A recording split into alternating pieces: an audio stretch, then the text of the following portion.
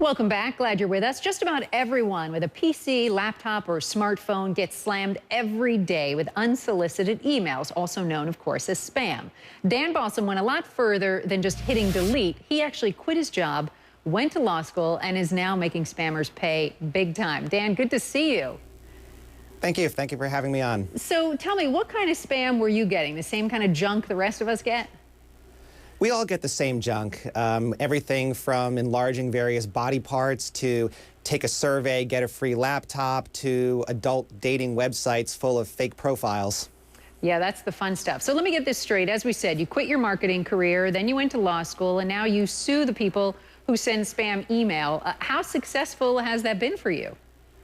Well, I actually started suing spammers before law school, and I went to law school in part to help me do it better. I've been very successful in small claims court, and in superior court there have been a number of settlements, and one case has gone to trial in a California court.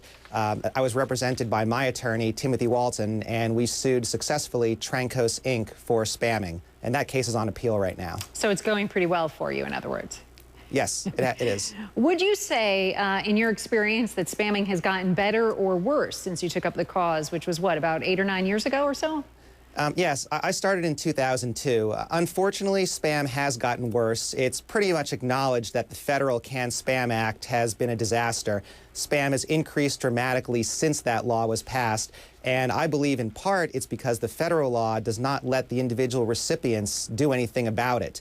If you want to do something about the problem, let the people who are actually harmed go into court and do something about it. And maybe with enough lawsuits, the spammers will stop. And that's what I do. So, I mean, as far as I understand it, when you unsubscribe, that's supposed to be the end of it. But obviously, that's not always the case. So tell me something and tell our viewers, what can, the rest of us do when we want to put an end to some of this spam? Is there anything we can do besides quit our job, go to law school, and start suing these people?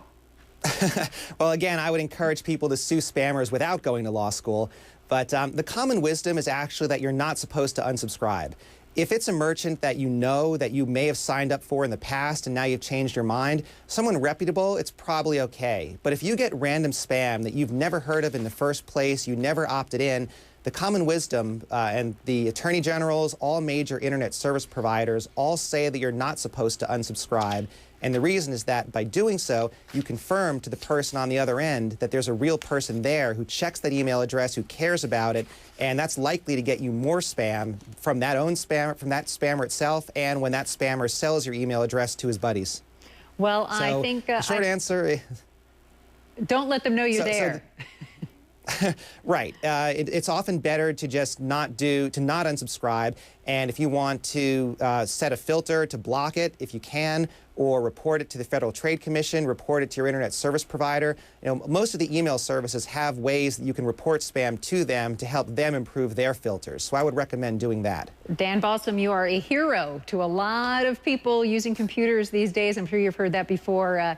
Thanks so much for your tips and your insight this morning. Sure. Thank you.